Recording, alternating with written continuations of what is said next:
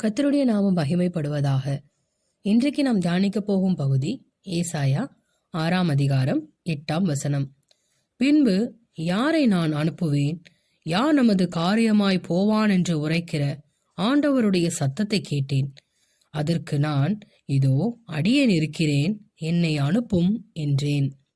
இந்த வார்த்தையை கர்த்தர் தேவனுடைய பிள்ளைகளுக்கும் தாம் தெரிந்து கொண்டவர்களுக்கும் கேட்கிறார். நான் யாரை அனுப்புவேன், யார் நமது காரியமாய் போவான் என்று. கர்த்தருடைய இருதயத்தின் ஏக்கத்தையும் துடிப்பையும் உணர்ந்த ஒருவனால் தான் இந்த காரியத்தை நிறைவேற்ற முடியும். இதோ அடியேன் இருக்கிறேன், என்னை அனுப்பும் என்று ஒருவன் முன் வந்து கர்த்தரிடத்தில் சொன்னானே ஆகில் அவன் கர்த்தருக்கென்று முடிவு பரியந்தம் நிலைநிற்பான்.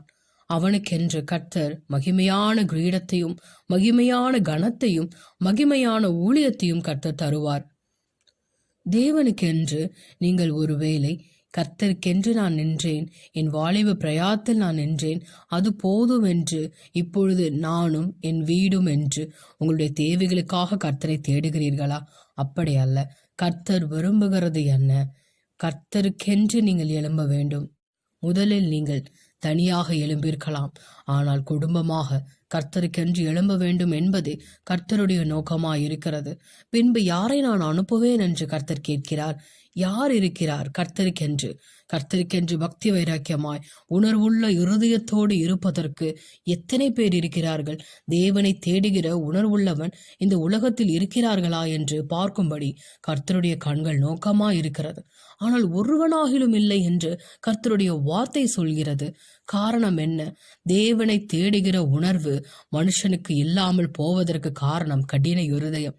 நம் தேவனிடத்தில் பெற்றுக்கொண்ட அநேக காரியங்கள் உண்டு, ஆனால் கர்த்தருக்கென்று செய்யும் ஒரு விஷயத்தில் கூட கர்த்தருக்கு உண்மையாய் செய்வதில்லை. காரணம் என்ன? தேவனிடத்தில் பெற்றுக்கொள்ளவே செல்கிறோமே தவிர கர்த்தருக்கு கொடுப்பதிலும் கர்த்தருடைய நாமத்திற்கென்று நிற்பதிலும் அவருடைய நாமத்தை சாட்சியாய் அறிவிப்பதிலும் நாம் விழுந்து போகிறோம். கர்த்தருடைய நாமத்தை நாம் ஒவ்வொருவருக்கும் அறிக்கையிட்டு சுவிசேஷத்தை நாம் பிரசங்கிக்கிறோமா? அனுதினமும் நாம் சுவிசேஷத்தை பிரசங்கிக்க வேண்டும். தேவ பிள்ளைகள் கர்த்தருக்கென்று செய்ய வேண்டும் என்றால் அநேக காரியங்களை செய்யணும். கர்த்தருக்கு நான் எதையாவது செய்யணுங்க அப்படின்னு சொல்லுவாங்க. ஆனா அப்படி அல்ல. கர்த்தருக்கென்று எதையும் செய்ய நாம் தயாராக இருக்க வேண்டும். தேவனுடைய நாமம் நம்மில் மகிமைப்பட வேண்டும். நம்முடைய சரீரம் தேவனிடத்தில் கிரயத்திற்கு பெற்று கொண்டிருக்கிறோம். இந்த சரீரத்தை கொடுத்தது கர்த்தர், இதில் ஜீவனை கொடுத்தது கர்த்தர். இந்த வார்த்தைகள், நாம் பேசும் வார்த்தைகள், நாம் செய்யும் தொழில்கள் எல்லாம் கர்த்தர் கொடுத்தது. அவர் கரத்திலிருந்து நாம் பெற்றுக்கொண்டது. ஆனால் கர்த்தருக்கென்று நீங்கள் என்ன செய்தீர்கள்? தேவ நாமத்திற்கென்று நீங்கள் என்ன செய்தீர்கள்? போதும், இதுவரைக்கும் நான் செய்தது போதும், இனி என் குடும்பத்தை நான் பார்த்துக் கொள்கிறேன் என்று ஒருவேளை நீங்கள் இருக்கலாம். ஆனா அப்படி அல்ல. கர்த்தர் எதிர்பார்ப்பது உங்களைத்தானே தவிர உங்கள் பணத்தையோ இல்ல நீங்க கொடுக்கிற பொருளையோ கர்த்தர் விரும்புவதில்லை.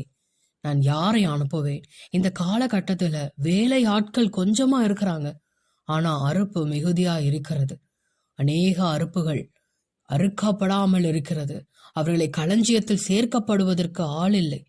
ஆத்துமாக்கள் பெருகியிருக்கிறார்கள், அவர்களை சரியான சபையில் சேர்க்க ஆள் இல்லை. சபையில் சேர்த்தாலும் அவர்களை பராமரிக்க ஆள் இல்லை. எத்தனையோ பேர் ரட்சிப்புக்குள் வந்தும் முழுமையான ரட்சிப்பை அடையாமல் அவர்கள் பின்வாங்கி போகிறார்கள். காரணம் என்ன? தேவனை தேடுகிற உணர்வுள்ளவன் ஒருவன் இருந்தால் அந்த ஜனங்களை மீட்டுக் கொள்ளுவான். இந்த கடைசி நாட்களில் கர்த்தர் நம்மிடத்தில் எதிர்பார்ப்பது என்ன? கர்த்தருக்கென்ற ஊழியம் செய்யுங்கள், ஊழியத்தில் நிலைத்து நிறுங்கள். ஒவ்வொருவரையும் நாம் அவர் சீஷனாய் மாற்றிருக்கிறார். சீஷனாக மாற்றப்பட்ட ஒவ்வொருவனும் கர்த்தருக்கென்று சுவிசேஷம் சொல்ல வேண்டும்.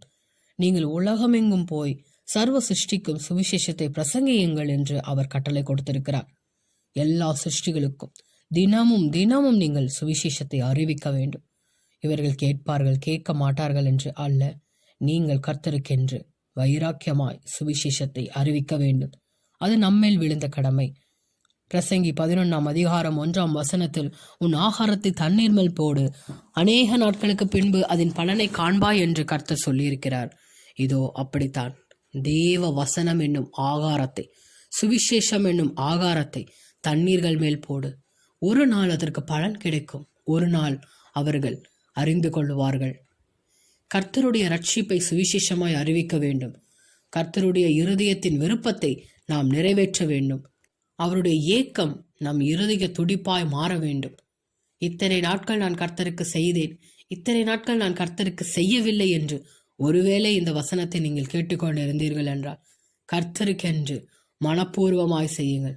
கர்த்தருக்கென்று ஊழியம் செய்யுங்கள். தேவ நாம மகிமைக்கென்று வாழுங்கள். ஒவ்வொரு கிறிஸ்துவனுக்கும் விழுந்த தலையாய கடமை இதுதான். ஒருவன் உலகம் முழுவதும் ஆதாயப்படுத்தி கொண்டாலும் தன் ஜீவனை இழந்தால் பலன் என்ன? கர்த்தருடைய நாமமே பறைசாற்றுகிற நாமம். நாம் அவருடைய துதியை சொல்வதற்கென்றே நம்மை படைத்திருக்கிறார். இதோ கர்த்தர் கொடுத்த சுவாசத்தை நாம் கர்த்தருக்கென்று கொடுக்க வேண்டும். கர்த்தர் கொடுத்த இந்த சரீரத்தை அவருடைய ஊழியத்திற்கென்று பயன்படுத்த வேண்டும்.